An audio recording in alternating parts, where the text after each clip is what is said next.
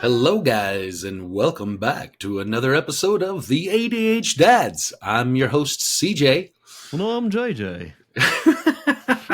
Good to see you, bud. We Yeah, missed it's a been a couple of bit. weeks here because the life gets crazy, but I'm glad to be back at it with you. How you doing, man? Yeah, pretty good. I gotta say things are going pretty well. I'm now currently in the off week in terms of my custodial schedule with my kiddo. So I've got extra time to kind of do things. And one thing that I thought was pretty cool is I got like these free tickets to a movie this last weekend, and it doesn't actually open up until this coming weekend. So I got to see a pre-screening, which made me feel like, man, I got some good things going on in life. Sometimes it's just little simple things that make you feel happy and make you feel special. So got That's to funny enjoy a because movie. I'm out here in LA, and that's like a weekly thing. They're like, "You want to come see the pre-screening of this movie? All you have to do is just sit around and answer the survey or talk with the Q&A people." Yeah, well, see, that's But the thing. you're They over threw here feeling special about that.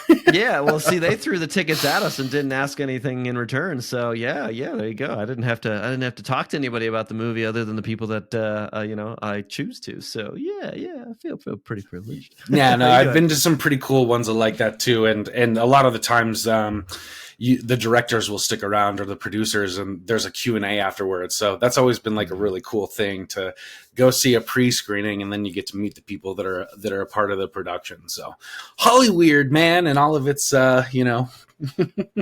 inundations of celebrity and famous lifestyles out here. So.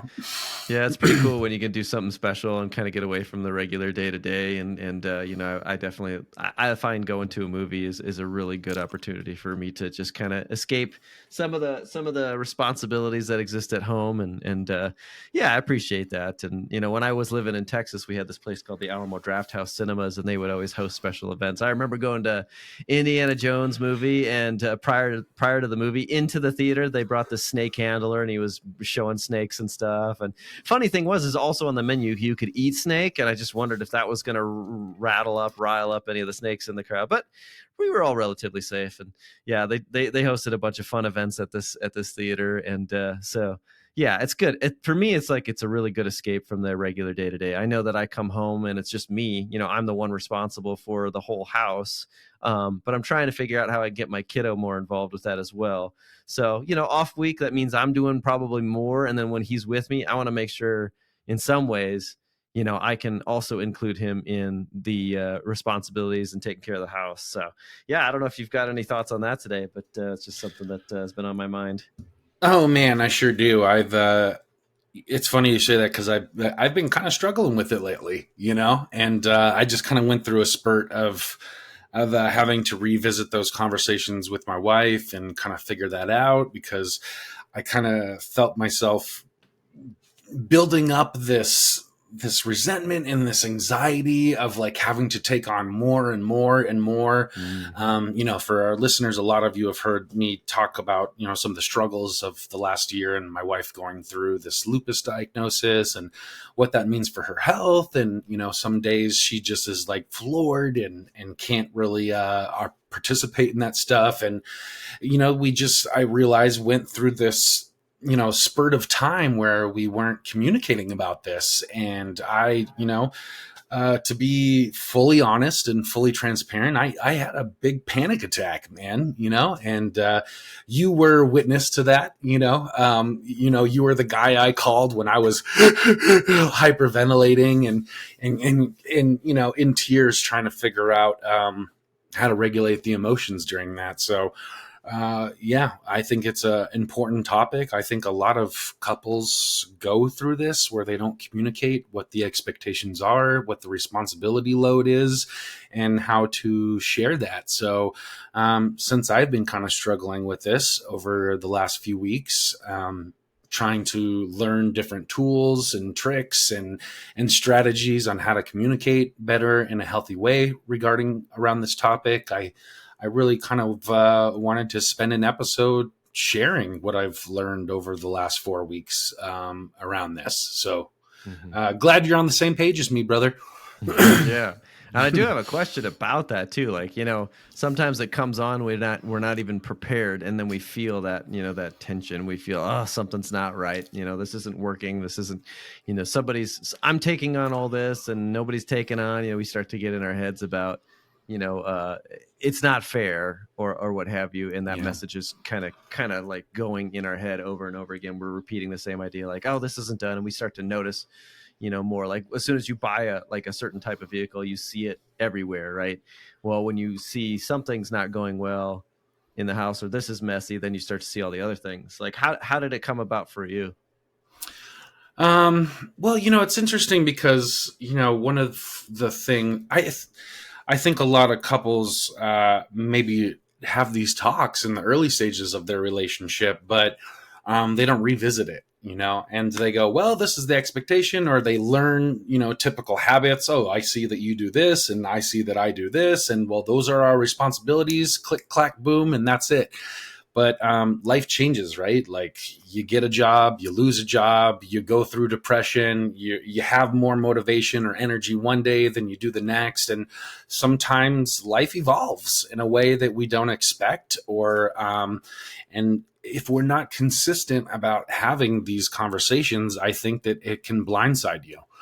And that's something that I experienced here. When one of the things that I really fell in love with my wife about was just her proactivity of about handling this. I came into this relationship just in awe of this woman that was raising 3 kids on her own during COVID, and I thought, wow, like, she's got it together. She knows how to organize. She knows how to plan. And though I can see it's hard, she's doing it, right? But, as 4 years later have progressed into this relationship, with a lupus diagnosis and an autism diagnosis and an ADD diagnosis and some other rare diseases that we've had, and a job loss and a job gain, life tends to change and evolve. And sometimes we have to be consistent about communicating those things. So for me, it was, the last year has been really stressful, with my wife losing her job and the lupus diagnosis, and her getting a new job and having to train for that and dedicate more time to that.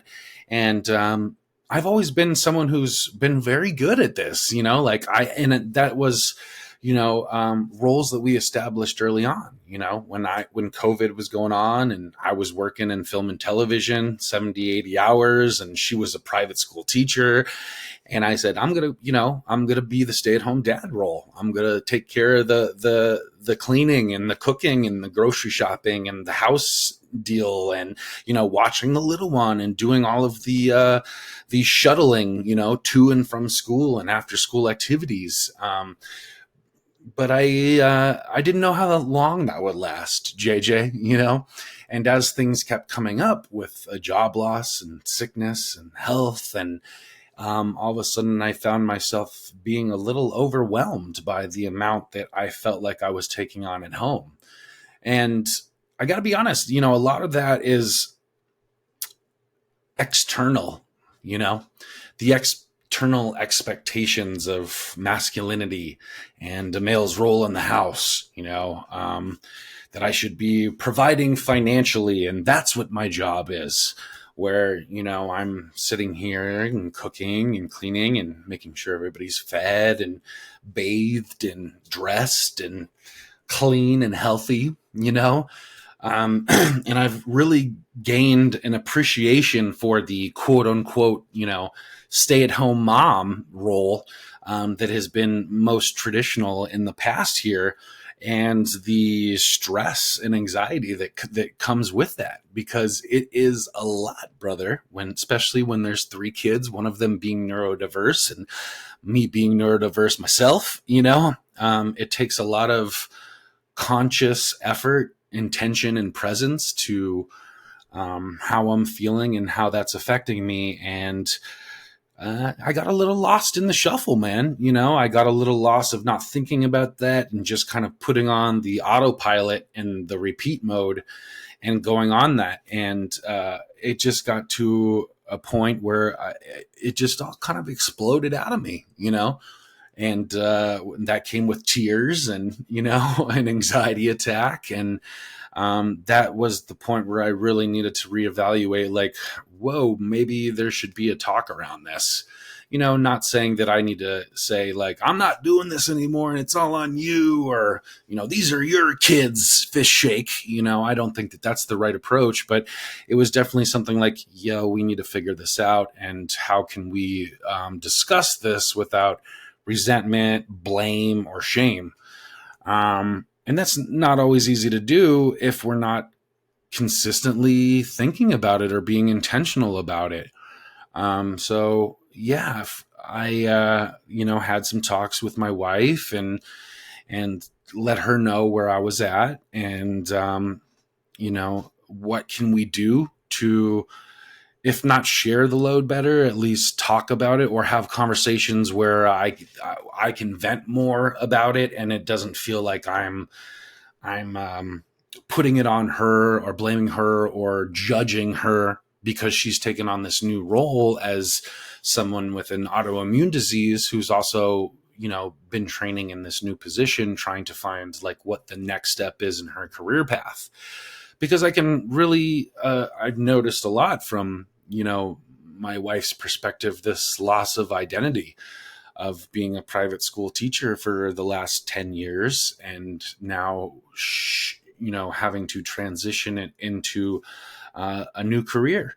And as much stress and anxiety as I've been feeling taking on this extra stress, I can see and notice and respect that she's also going through a transitional period in her life of who is she, and who will she be moving forward.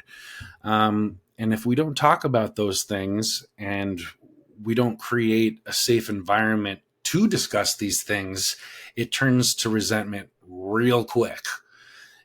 So I really have been spending the last month here trying to reevaluate and strategize what communication looks like without the resentment, without the blame, and without the anger or the anxiety. So I wanted to share some of that. But before I do, what is your experience with this? I want to hear like what you've experienced in past relationships or present, and how maybe you divide it, or things that have come up that have maybe affected negatively or positively in those relationships, and your experience with it. Yeah, I mean, one of my best examples, of course, is when I was actually in a long-term committed relationship, i.e., marriage. And I think the big struggle is that I want to say, like, too. I'll just call out, men. A lot of times, sometimes we give ourselves a pat on the back because we say like, oh, I did this, I did that. And then, if we get in that mindset of thinking about ourselves and how we've accomplished something that supposedly contributes to the household, we might be missing the mark as to what that is perceived, on the other side. So let's say, oh, I do the cooking. Well, maybe I like cooking. And maybe that's more of a pleasurable experience than it is, just simply doing a chore.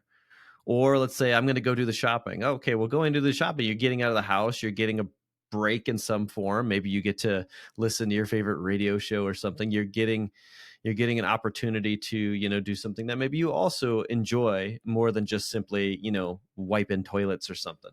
So I think it's important to analyze yourself and understand what it is that you see and how you define responsibilities in the home. Because if those are working for you, that's great. But if they're not necessarily working for everybody because you're picking and choosing what you would want to choose out of the basket, then everybody's left with the other stuff that you don't want to do. So, and I'm not saying like you absolutely want to go and do the shopping, but I can tell you in my past relationship, I found out later on that my wife really disliked that I would decide to just go and shop and get stuff for the house. And of course, there's my defensiveness inside of me saying, well, I'm getting stuff done for the house. I'm getting stuff that we need. Well, that's not necessarily the whole conversation. She's saying, hello, you're doing something that you like to do. This is not the whole picture. Did you ask me what I like to do or what I would prefer doing? How do we divvy this up? And if I'm always just doing those things, it starts to look like, hey, I'm getting my opportunity for my me time rather than my chore time. So that's something that I think is really important. And I do say a lot of men struggle with that, is that recognition of responsibilities as opposed to tasks I would like to do. Because yeah, I one thing I really struggled with is understanding her well enough in the process. We didn't have a healthy form of communication, so at some point I would see her kind of carry herself differently. Her body language would change, and I could tell that something was wrong, something was going on. And I'd ask her about it, and she said nothing's wrong. And that was, that was just an indication. Oh yeah, there's something wrong. I could tell, and I'd say, or ask her, is it me? And she said no. And then, a few days later, she'd get really upset at me. And it turns out she was upset because, like, let's say I did the part where I like to clean, but I didn't take care of the dishes that night. And I could justify, I would say, well, it got late. I was spending time with our son, and then it was bedtime, and I wanted to go to bed because I needed to get rest. Well, shoot, who's not getting rest is mama, who's, going and giving kiddo his breastfeeding time in the middle of the night while I'm sleeping because I wanted to go to bed at a decent time and not take care of the dishes. So the dishes pile up and she's already feeling tired the next morning. So I think the important thing, like you said, is communication is key. And I think at times I did not get the full spectrum of communication going in that marriage. I remember one time too, I Right had now, Kipper's like, you didn't feed me yet. You need to get on that responsibility. Let me tell you, I was laying in bed the other night and I was like, cool, I'm drifting away. All of a sudden the fire alarms in the apartment building go off and everybody had to exit, and get outside. Oh yeah, that dog has just been on edge ever since, I think. She's like, what's going on? What's going on? People are running through the hallways. Anyways, so back to what I was saying. I had not really known the I guess the language of service toward my wife that she would feel best heard and seen and cared for. Instead, I was serving the house based on how I'd like to serve the house. Mm. And what I proposed at some point was, hey, babe, how about we maybe create a checklist of items that you see going on in the house that need to be taken care of, and I'll take care of those throughout the week or the coming days or whatever it looks like. And if we continue to revisit that, I can start to see and understand how you operate, how you see the house, and I can start to speak that language. So then we're on the same page, and then it just becomes a natural thing for me. Unfortunately, we never ever got to that point. I do think that that's one of the key points that I want to stress in the general theme of this episode is that, man, point one to me would be discuss and make a list. So in my past relationships, I got too comfortable with myself and I didn't try to make the comfort of the house, happy spouse, happy house. I didn't go that far. So I mean, for God's sakes, I think I've said it so many times on this podcast that think about how much a woman takes on when she gives birth to a baby. Think about the 9 months leading up to that. She's been working her ass off and gaining some ass in the process, I suppose. But working through, having a kid and then just literally like giving her life energy away to this child, whether it's just, rocking them, cradling them, breastfeeding and stuff. There's so much energy output that goes into that. And if I say, oh, I just don't want to do that tonight, well, she can't say that. So we have to be aware of the climate, not just how we're feeling about things. So that, discussing and making lists is part of the bigger picture of communication. We really need to talk about that. It's okay to consider preferences. I don't think that's a bad thing, but we need to have an understanding with each other about what our preferences really look like. If I just consider my own preferences and nobody else's, I'm missing the mark, and there's going to be tension. There's going to be resentment. There's going to be bitterness. We're going to have a hard time getting through it. So yeah, I think we do need to talk about preferences in a healthy way, not what I prefer. And then that's that. Yeah, So and that's where I differ. consistently too, right? Because again, Yeah. I think that we have this conversation and we go, well, now the boundaries set, the rules are as they are, and we will live the rest of our lives in this reality. And I think that's a really big miss, because like we're saying here, life changes, and there's ebbs and flows and seasons that we have to adapt to. And one of the things that I really pulled out from what you're saying is, and I've been guilty of this of myself, brother, is we often concentrate so much on what we are doing that it goes missed what the other person is contributing or they're doing, whether it be at the same level of responsibility or less or more. They often go missed. A lot of these arguments that stem around this topic are, well, I did this, and well, I did this, well, you didn't do this and I did this. And we just lose track of like what those expectations are, Yeah. and what is considered equal, because I don't think that 50-50 is fair. A lot of Mm-mm. times, we talk No. about marriage as 50-50, and I think that that's a big miss too. Though it should be 50-50 in the long scheme of like law of average, right? I don't think that it's 50-50 consistently all the time. Again, sometimes we're depressed, sometimes we're sick, sometimes we've got other things that we need to take care of, and we don't have the time for the daily stuff. So having that consistent repetitive conversation of where are we at this week or this month or this day, and how are we going to fill in the gaps of the things that get missed, Mm-hmm. Mm-hmm. and one of the things that I found really helpful, I'm plugging this here, but by no financial incentive or anything like that. It's just a tool that we found.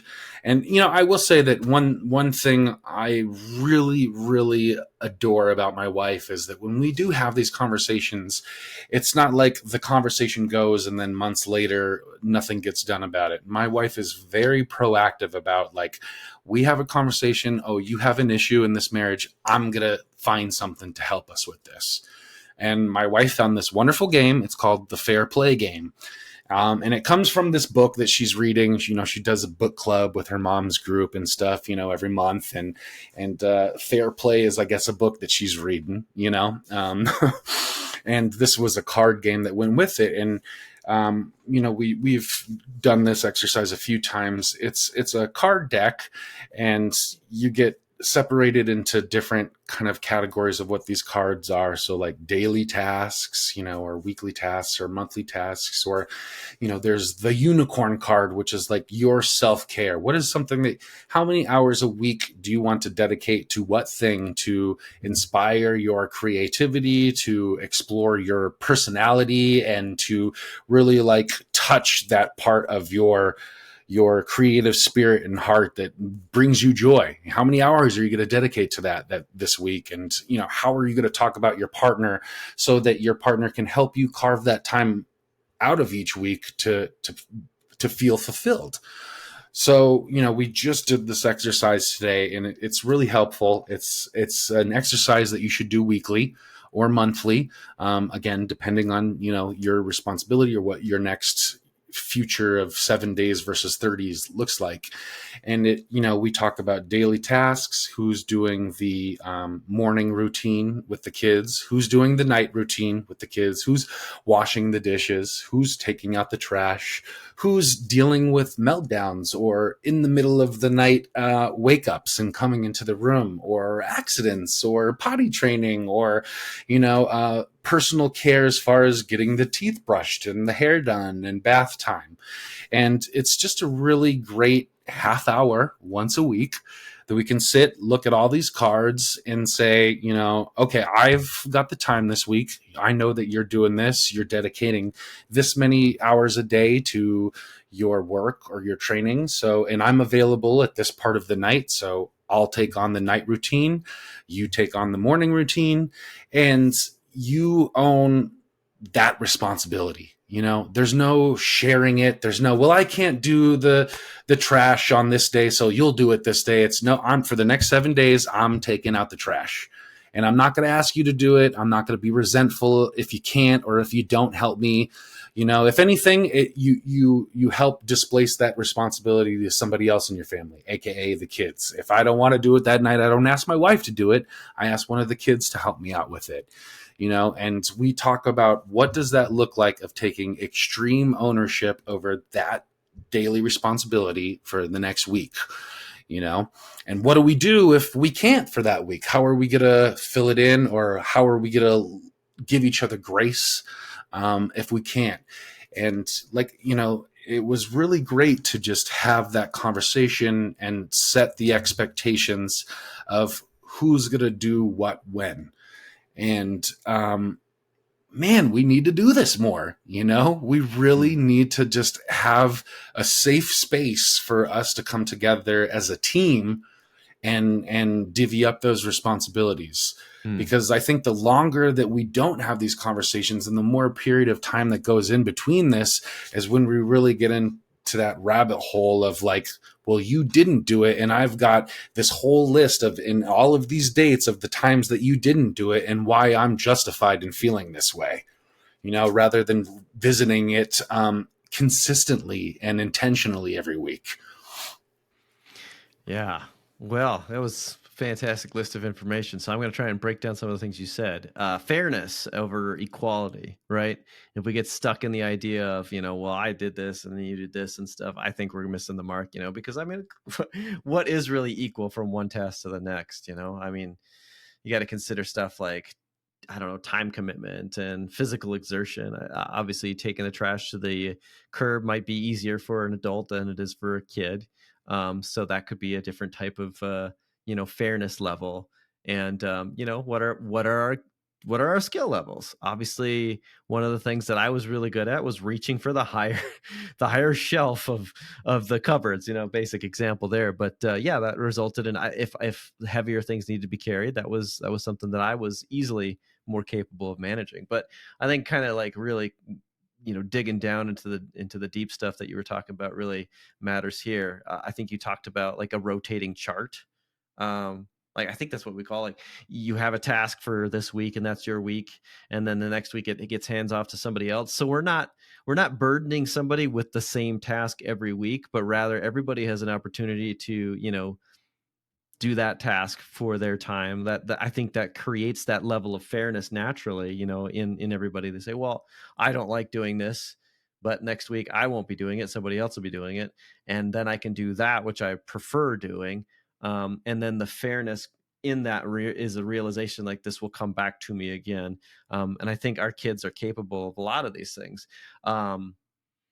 Did you mention like cleaning a certain area of the house, like this is your area for this time frame, or this is like a zone of the house where I've got to do the upstairs bedroom, and this person's got to do the upstairs bathrooms, and I don't know, Yes. I think some sort of zone cleaning, it helps with the idea that again, kind of with the rotating chart is this is our rotation here, and everybody gets the opportunity to realize that they're not trying to go one-to-one on everything, rather than keep up that fairness part. And then again, like the task delegation, that's a big part of that, and that again always comes back to the communication piece. If we have, well, yeah, we could do it where we have one-time tasks or special projects, and we discuss what that'll look like based on those other factors, preferences, and based on skills and time available. All that type of delegation talk comes into play with those various pieces. Task delegation, to me, I'm curious about what you'll say to this, especially with a house of 3 kids, is how the delegation gets decided, whether it's the parents or the kids or everybody involved. And just one example before we dive into that is, I was thinking about, let's say we talk about the laundry, right?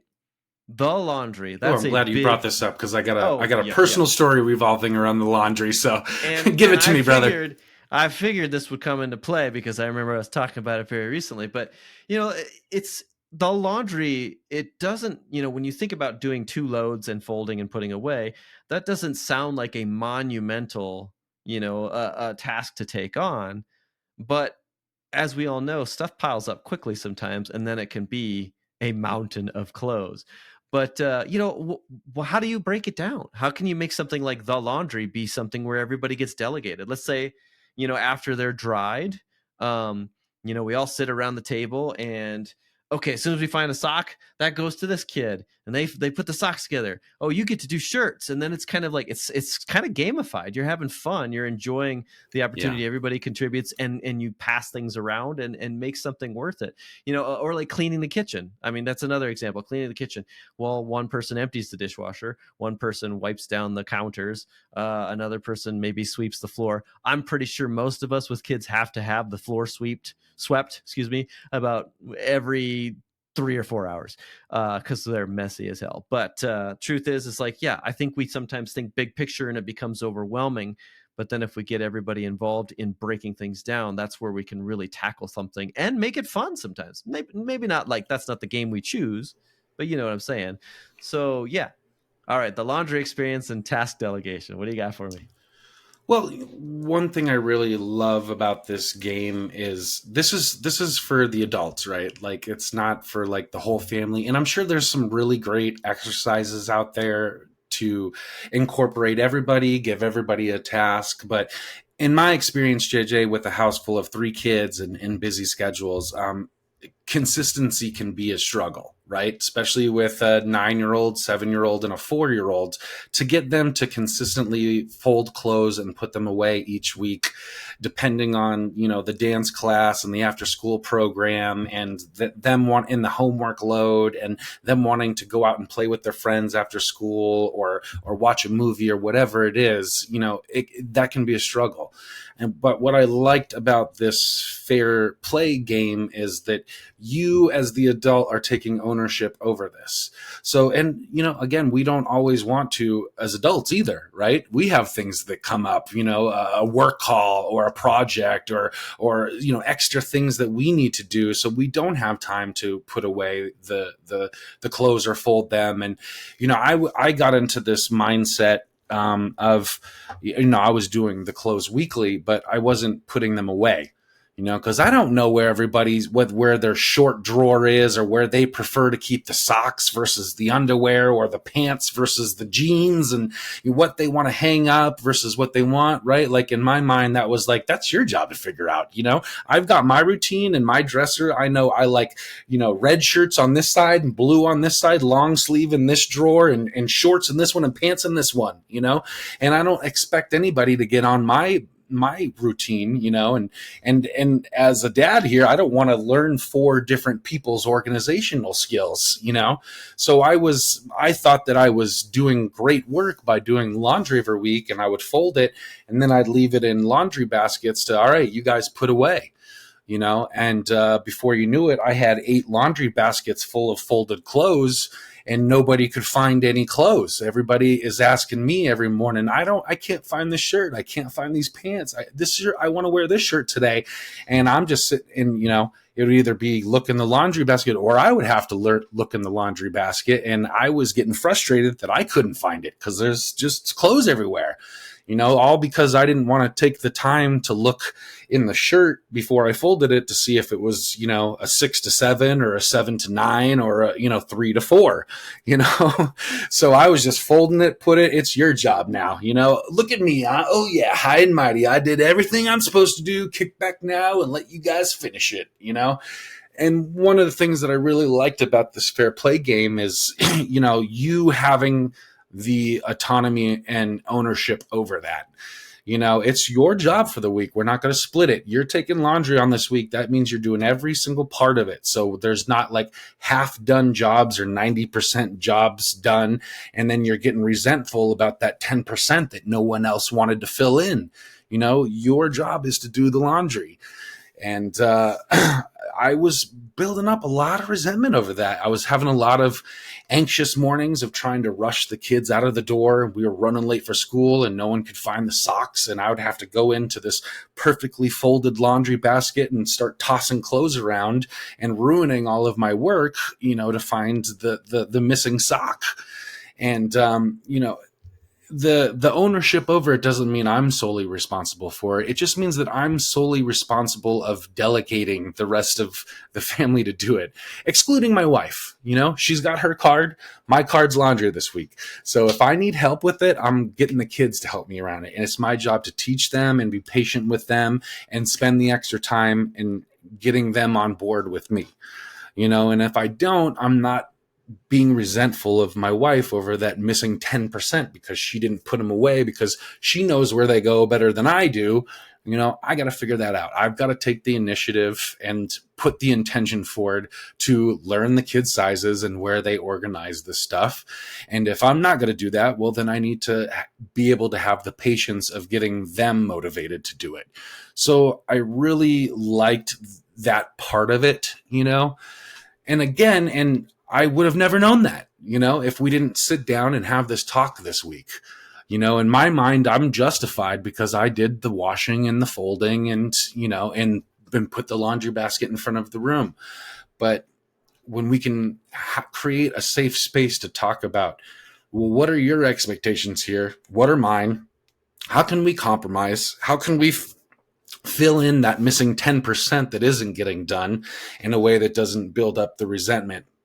Was really empowering to our communication and our relationship and the expectations that we're laying down as the foundation for this week.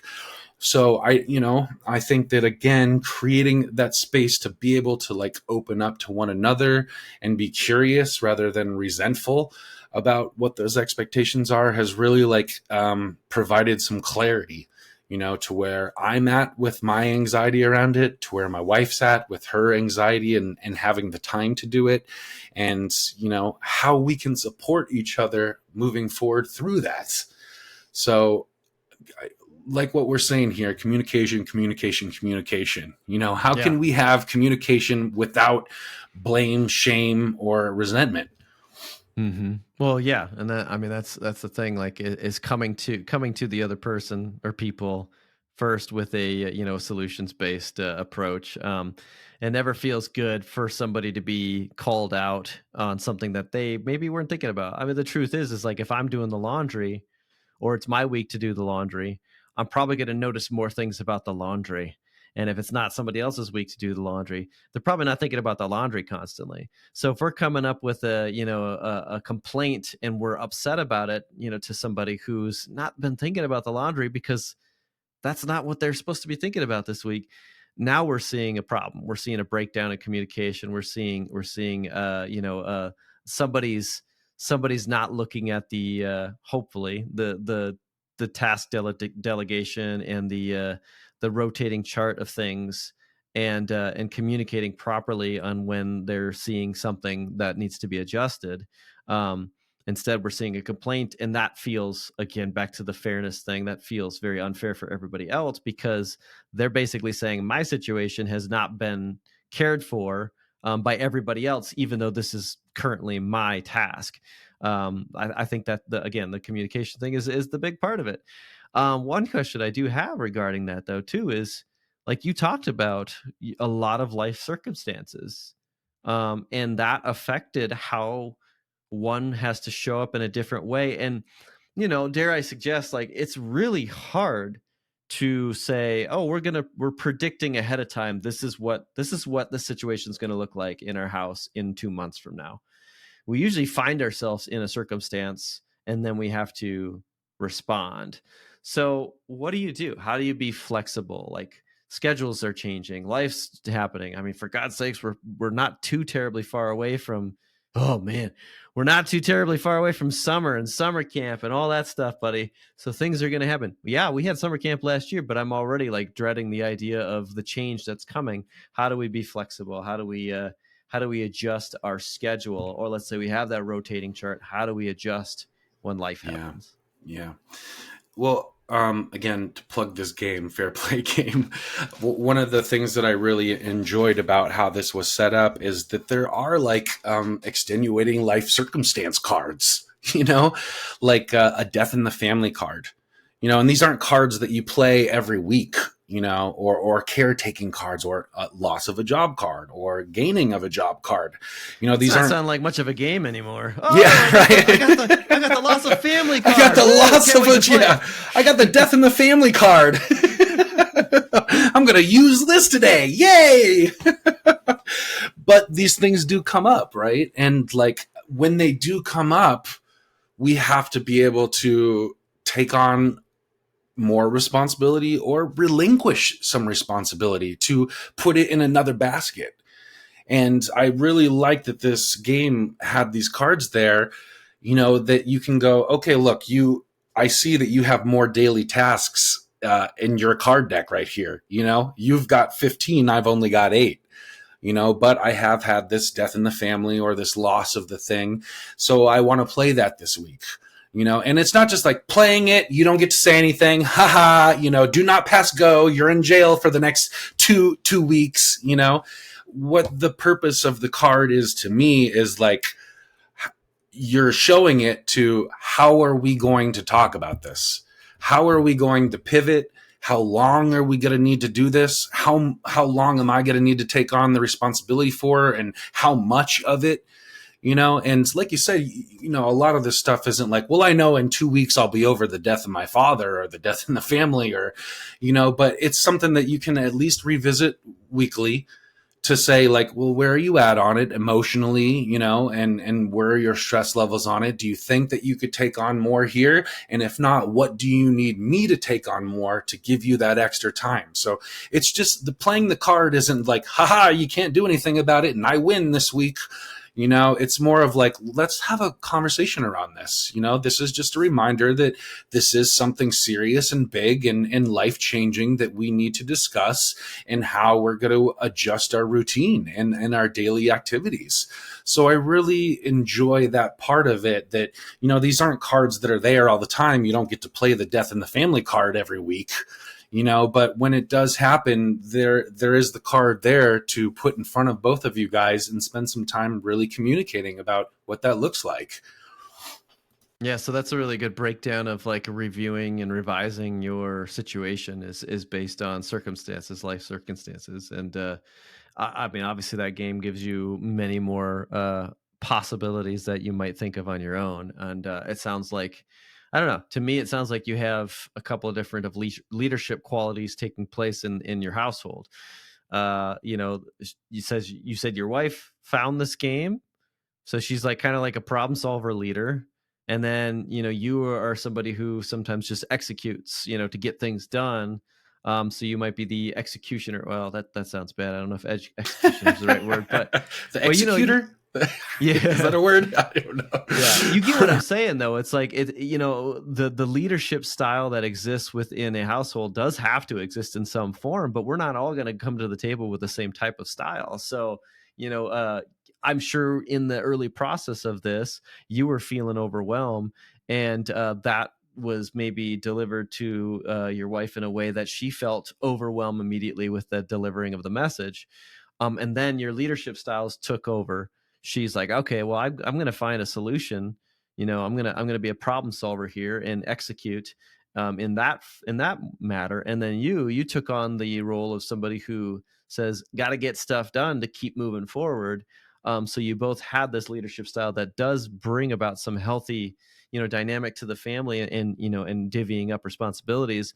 But then I think that real big piece in the end there is that when you do discuss and you review and revise, then you have something new going forward that can hopefully bring that harmonization to the household that you didn't feel like you were getting maybe a couple weeks back. For sure. Yeah.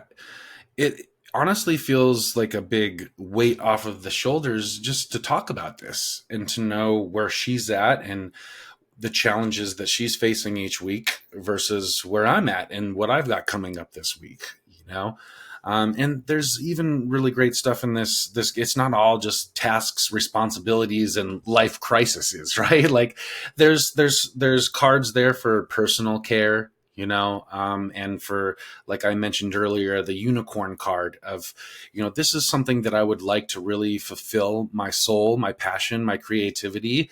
how can you help me carve that time out for myself each week, and when is the personal care card, or when is the adult connection card, where I can go out with my friends, you can go out with your friends, and these aren't cards that need to be played every week. Maybe sometimes we don't have a date night with friends that we want to do or that's coming up, but when we do, my wife's book club next week, we play this card and go, okay, you're doing that Tuesday, so I know that I'm going to have to maybe take on that extra task on Tuesday night, or do this. You know what, I'm going to do the bedtime routine this whole week then, because I know you're going to be gone on Tuesday night, so you can't do it. So let me just do it all this week, and you don't even have to worry about it. It's done. I know I'm supposed to do it all 7 days. I don't have anything that night. So just that, like, communication, and the fact that we can talk about this where there isn't anger, resentment, is like really a great intimacy builder, of like, oh, it just feels so much better to have clear guidelines established, rather than like wondering, well, God, what is Tuesday night going to look like when she's at book club? Oh my God, I hate Tuesdays because I got this going on and that going on. I'm usually wiped by this time. But now I've got 7 days to like plan that, think about that. What are we going to do that night? Maybe we move this around, or I've got, it helps me define my schedule better, knowing what she's got coming up. And I don't think a lot of couples do this. Certainly we weren't in the last 4 years. It was just like, wake up and we'll figure the day out as the shit gets thrown at us, and that can get real dangerous, real messy real quick, because, enough of those unexpected curveballs hit you, and you start feeling the pain from that. You start being resentful that you're taking all the fastballs to the back and no one else is. So just having that clarity and that openness about that, I found, has been a really great relief and de-stressor of when it does come up. Well, at least I've thought about it and planned for it. Yeah. And I think that's beautiful, tying into the flexibility option too, or flexibility piece, is being comfortable enough with each other's communication that when a curveball comes, you actually have an understanding of each other to say, we're going to pivot this way, or you're going to take this and then I'll take that later or something. Here's a first world problem that I'll share with you. We had this last week, kiddo has been wanting to go to the pool and play every night, which is awesome that we have that available to us.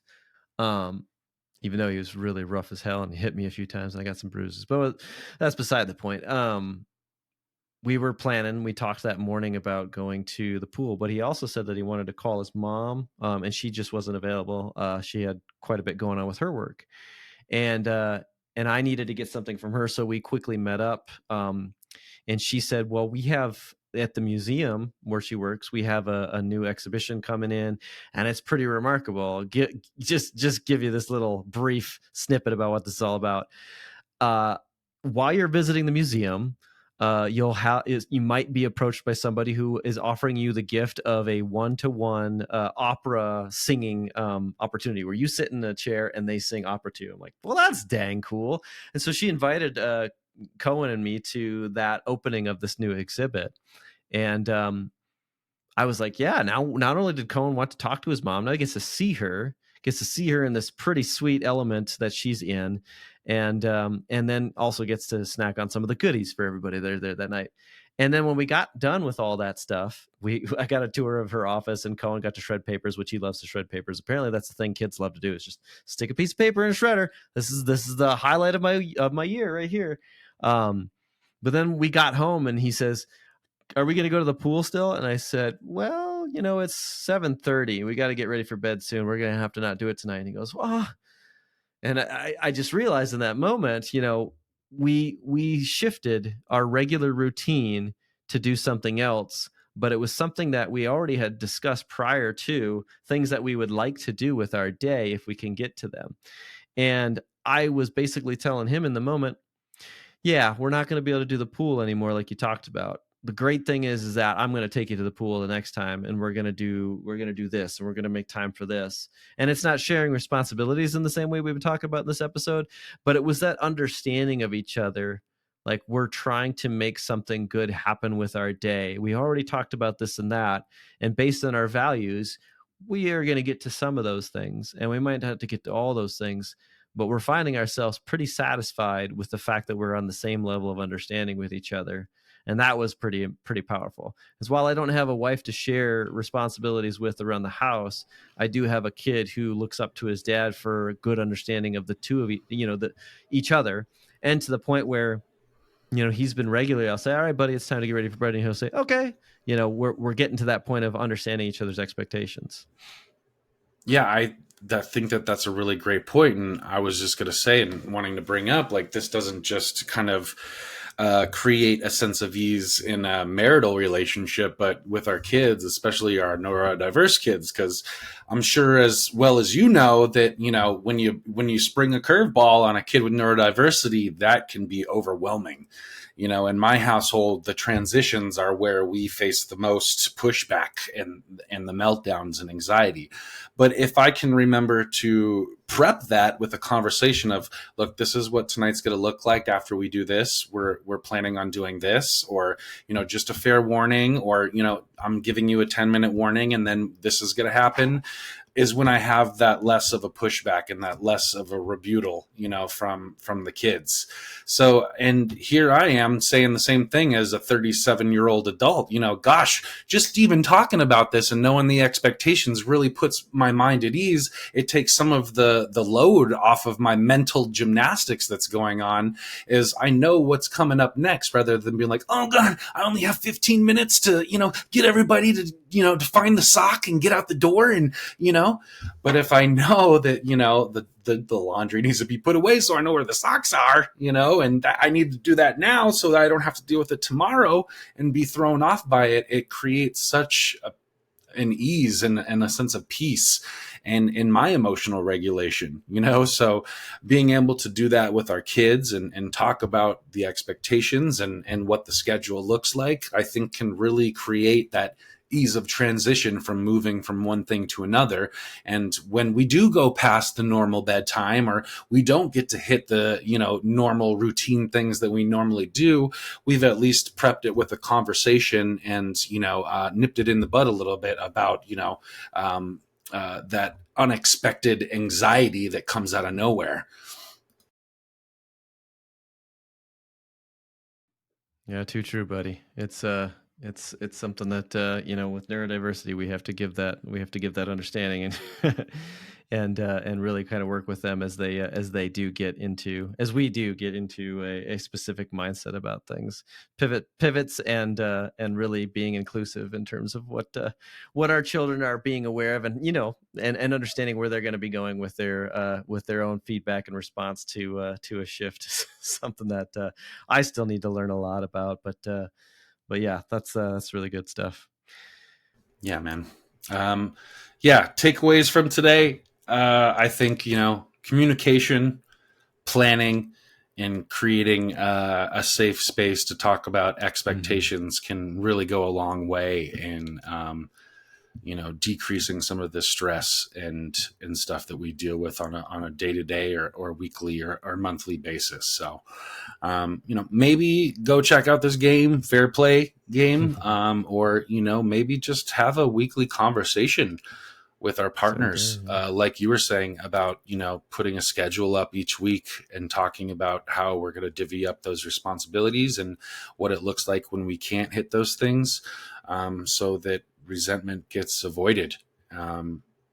Because, last thing we want to do is resent our partners or cause problems in our marriage because, someone didn't put away the laundry. I think that those are silly things in the grand scheme of things. There's a lot of really big stuff that hits us out of nowhere. And if we can take care of the little things or communicate about the little things, it really can kind of set us up for those safe environments to tackle the bigger things without feeling scared or shamed or blamed. Yeah, buddy. Well said. Well, thank you, buddy, for helping me talk this out and share my experiences and what I've been struggling with over the last month here. one thing that I always try to be very intentional about is, when I am messing up, being open to opinions and recommendations and the different strategies out there to help me tackle it, because I don't always know the best answers, and one of the reasons why I wanted to start this podcast with you is that these weekly conversations that we have, to talk about the heavy stuff, the stuff that's bugging us, the personal stuff, the challenges of the week. So I'm glad I have this platform with you, bud, and I hope our listeners got a little bit out of today as well. Yeah, likewise, buddy. That was a good one to kind of work through. Sometimes we just need to talk. We need to let it out. We need to communicate, and then we can learn how to communicate with the people that we might be having our own internal struggle about or with. So yeah, this is a perfect platform for that, as well as just reaching out to the people you trust. So it is. I appreciate it very much. For sure, bud. And not to worry, guys, I will put a link to that fair play game in our show notes here. And if you are a supporter of the show, please leave us a comment, leave us a review on today's episode. Let us know how you liked it or how you're liking the fair play game here. Always love hearing from you guys, and there's no better way to support this show than leaving us a positive review. So thank you for doing so. This is the ADHDads. I'm your host, CJ. I'm JJ. We'll see you next time.